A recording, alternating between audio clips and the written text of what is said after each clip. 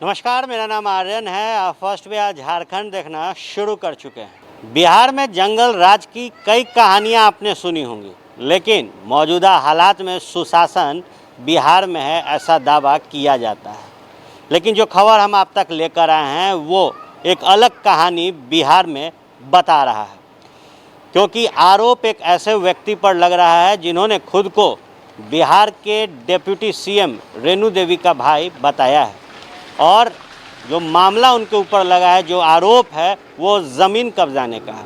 इसको लेकर पटना के जो निवासी हैं हमारे साथ श्रवण कुमार और ब्रह्मानंद सिंह कई दस्तावेज लेकर पहुंचे हैं और आरोप जो है रेणु देवी जो कि डिप्टी सीएम है बिहार की, उनके भाई के ऊपर लगा। क्या है पूरा मामला सर? सर, ये एक मेरा प्लॉट है पटेल नगर में, शास्त्री नगर थाना अंतर्गत आता है। ये मेरी पुश्तैनी प्लॉट है। 20 तारीख को अगल बगल के लोगों ने सूचना दिया कि आपके ज़मीन में कुछ लोग खड़े हैं और कुछ नापी वापी कर रहे हैं। तो मैंने तुरंत वहाँ पे थाना इंचार्ज को फ़ोन से सूचना दिया। उसके बाद मैं तुरंत प्लॉट पे पहुँचा। प्लॉट पर देखा कुछ आदमी है, तो फिर थाना इंचार्ज से बात किया और वहाँ थाना पहुँच गया। थाना पहुँचने पे वहाँ पे मैंने सारी बातों को रखा। वहाँ पे गश्ती दल मेरे साथ भेजा गया और उन लोग को वहाँ से हटाया गया। नेक्स्ट डे 21 तारीख को फिर 10 बजे सूचना आई कि फिर 4-5 गाड़ी से लोग असेंबल होके वहाँ पे नापी उपी कर रहे हैं।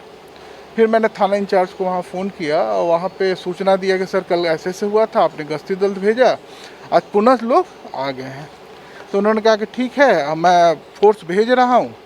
फिर मैं प्लॉट पे पहुँचता हूँ। प्लॉट पे पहुँचने पर फ़ोन लगाया, सर का फ़ोन नहीं लगा। उसके बाद मैं थाना चला गया। थाना जाने के बाद फिर फ़ोन लगाया, सर बोले कि मैं आधे घंटे में आ रहा हूँ, आप रहिए।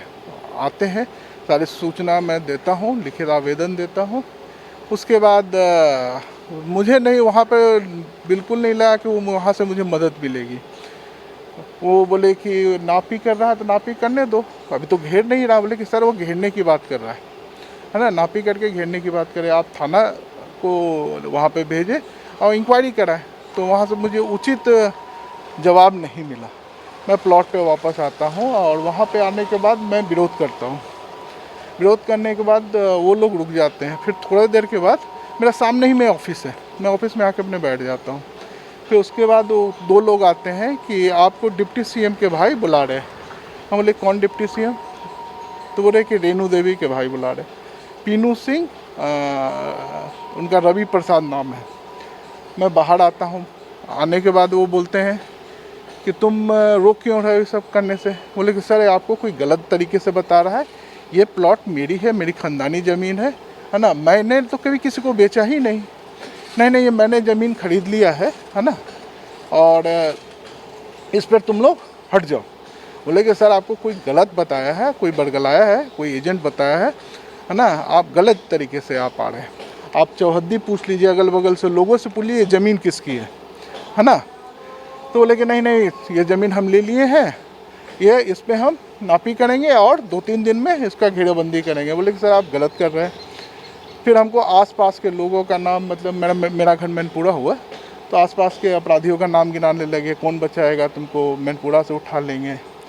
फिर बोलते हैं कि इसको ले चलो आवास। बोले कहाँ आवास ले जाइएगा मुझे? बोले कि डिप्टी सीएम आवास ले चलो इसको। बोले कि मैं तो भाग नहीं रहा हूँ आपसे क्या आपके सामने बात कर रहा हूँ, तो उठाने की बात क्यों कर रहे हैं?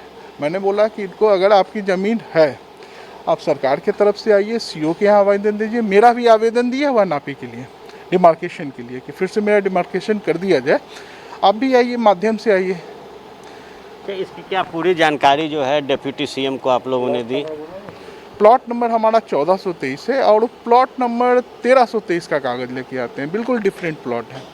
तो इसकी जानकारी आपने डिप्टी सीएम को दी कि आपके भाई द्वारा इस तरीके के जी, मैं टाइम लेने के बाद 23 तारीख को मुझे टाइम लगा। 21 की घटना है, मैंने 23 को उनसे मिला, 6 बजे का शाम में हमको टाइम दी। सारी घटना की जानकारी एक माध्यम से, एक लेटर के माध्यम से उनको दिया। वो देखने के बाद बोली कि मेरा तो कोई भाई ही नहीं है, मेरा तो कोई भाई नहीं है।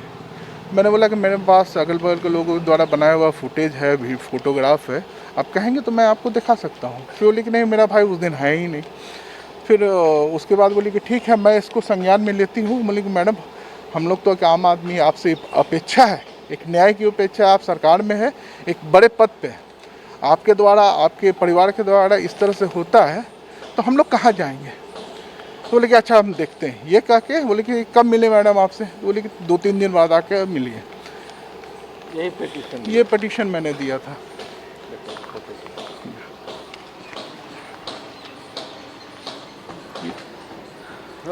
डिप्टी सीएम क्या बोले कि उनका अपना कोई भाई नहीं है, या जो पिन्नू सिंह उनका भाई नहीं है? जी जी, भाई नहीं है। अच्छा, ये क्या इसको लेकर कहीं और भी थाने में आपने जानकारी दी है? मैंने सीनियर एसपी को जानकारी दी है।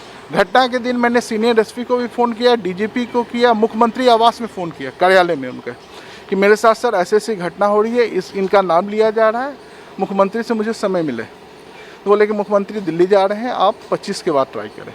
अभी आप लोगों की क्या मांग है फिलहाल सरकार से और प्रशासन? सरकार से मुझे यही मांग है कि जंगल राज, लोग बोलते हैं जंगल राज के नाम पे आए हैं, कि जंगल राज को ख़त्म करने के लिए आए हैं। ये दूसरे की ज़मीन, सरकार में रहने वाले लोग अगर कब्जा करते हैं तो जंगल राज है या नहीं, ये कौन बताएगा।